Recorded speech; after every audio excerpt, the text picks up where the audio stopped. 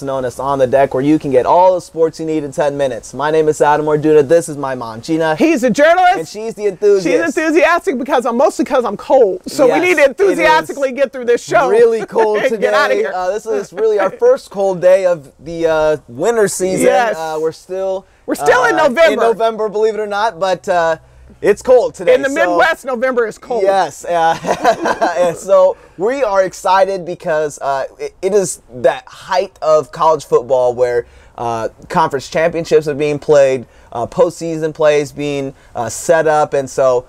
But you know what other time it is? It's coach firing time. It is. It's in the NFL, they call it Black Monday.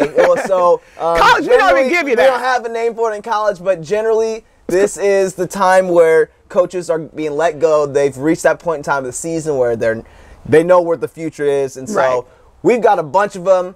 We've talked about them earlier in one of our past shows, but we're going to talk about some of the issues now that are brought up with these coaches and what's going on there. Well, you know, it is true. In the NFL, they call it Black Monday. I feel like in college, it's really right at the conclusion of the regular season, right before the conference. If your team didn't make the conference championship and you've been struggling, you're probably going to get fired this week. Right. And that's where we are in the season right now. Exactly. But, you know, I think what really prompted this subject, we were talking about in this pre-production, was when these coaches get fired, not if they quit, when they get fired, their contracts are structured in such a way that the buyouts, the /payouts are outrageous. Yes. Especially when you consider what's going on with the students. So I think that's really what we wanted to address. Well, and with addressing this issue, it's the mentality of working for free. If you're an athlete, if you're a college football player, if you're any college athlete, you get a scholarship, you can get your school paid for.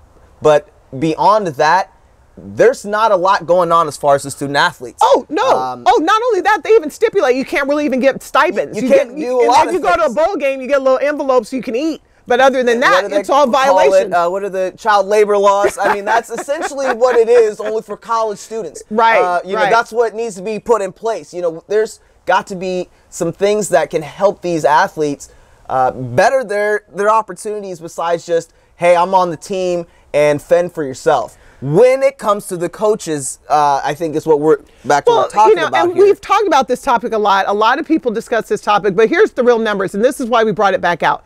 So Charlie Strong gets fired from Texas. They have to pay him $10.4 million. He's got another $6.3 million going to his coaches because his staff is going to go with him. So there you go. Texas needs to pony up another $2.5 million to pull in their new coach, Tom Herman.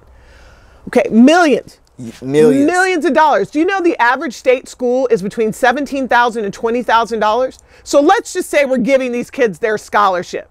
You got a coach who's getting a $10 million buyout, but the athlete, the product that he's getting paid for, is getting a $20,000 scholarship. Yep. And boy, he ought to not complain. And be on time and never miss and never Am I in bizarre world? And never make a mistake or anything for that matter. Okay, well now we're going to switch hats. I'm going to interview you a little bit. Okay. Tell me, you played football at Kansas State University. Correct. Great institution. We love it. We love Coach Snyder. A lot of kids start their school day at 8 o'clock or 9 o'clock on a Monday. Yes. What time did your Monday, every day during the school year, start?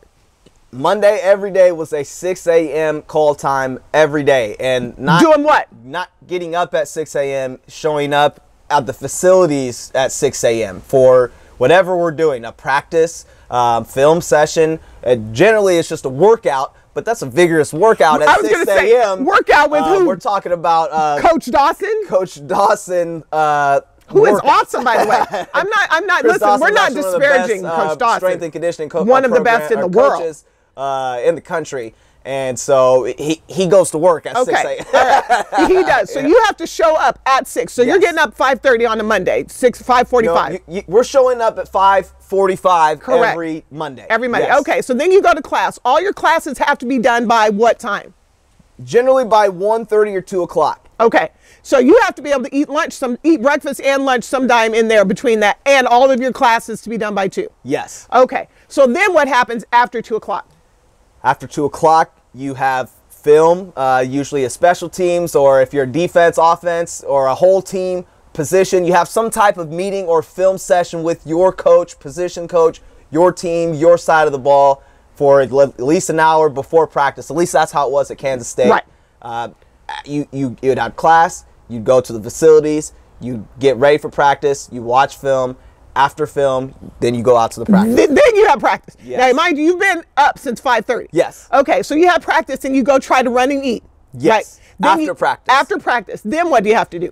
Well, then after practice, you generally have about an hour, depending on what you have going on in the evening. And most people have what they call study hall or some type of study time. Good programs do, because these are student athletes. Remember, you still have classes, so Correct. you have to still do the things where that's Correct. where you can get some help and tutors are there, etc. But you have appointments generally when you have those tutors in the evenings, so you have to be there on time for that as well. So let's say the study hall opens from 7 to 10 p.m. at night. If you have a session at 7 o'clock, you may have gotten out of practice at 6:15.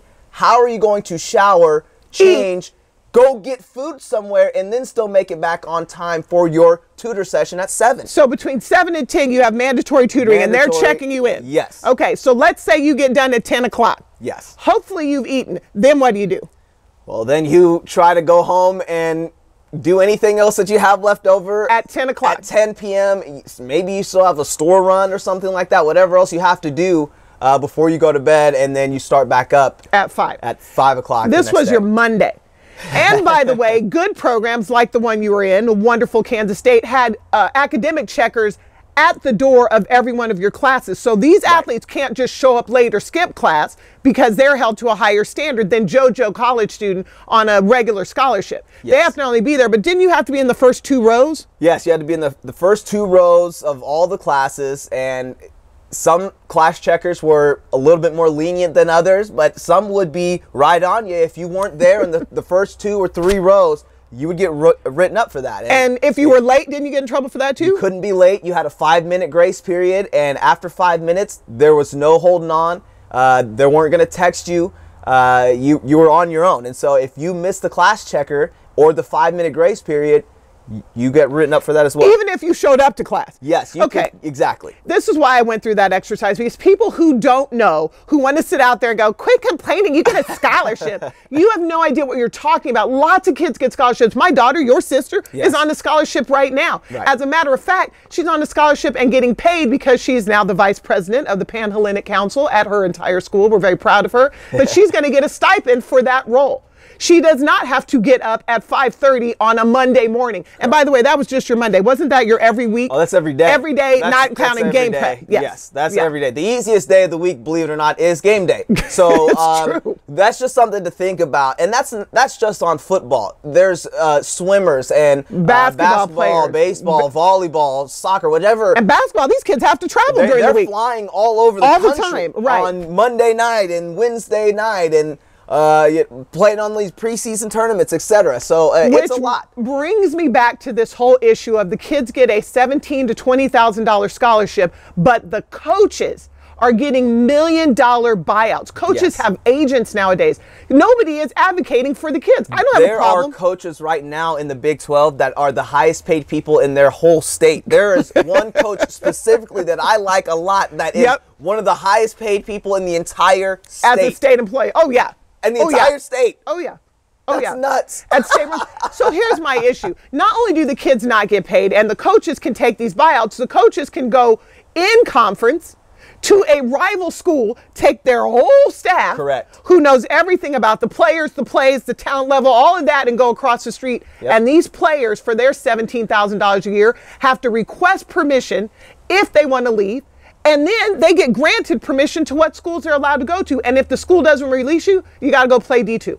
Yep. Basically, that's what it is. You can't travel within conference. You have to sit out 2 years if you Ridiculous. transfer in Ridiculous. conference. Outrageous. And you have to sit out 1 year if you go just from Division I to Division I. And so... And you know, the Oregon coach getting $11 million for his getting fired. Oh, yeah. And the head coach can go anywhere he wants to. And, With a couple of $1 million in the pocket. he'll be fine, but He's good. the student athlete that's trying to better his life, we're going to go let him struggle. That's how you So here's my point. And I'll put my mouth. We've got to do something better. if you don't want to call it slavery, which I get, there's a lot of negative, it's exploitation at the bare minimum. Correct. And it's an unfair measure against any other student who has a scholarship. Right. And you don't have professors making tens of millions of dollars. I get it. They're not bringing in $10 million. So if the coach is accountable for bringing in a couple of million, what do you think the players are accountable for? Right. They're the product on the field. We got to do something. I know we're running over on time, but I can talk about this all day. It's a hot topic. It's a huge subject. Just another example of the unfairness for college athletes in college. And by the way, on the way out the door, if Charlie Strong wanted to leave a $100 bill for each of his coaches with his $10 million, they'd all be in trouble and have to do You can't even help the kids. Can't do anything. Nope. Well, with that, we just want to say we appreciate your time. Thanks for tuning in with us, and we'll see you next time, folks.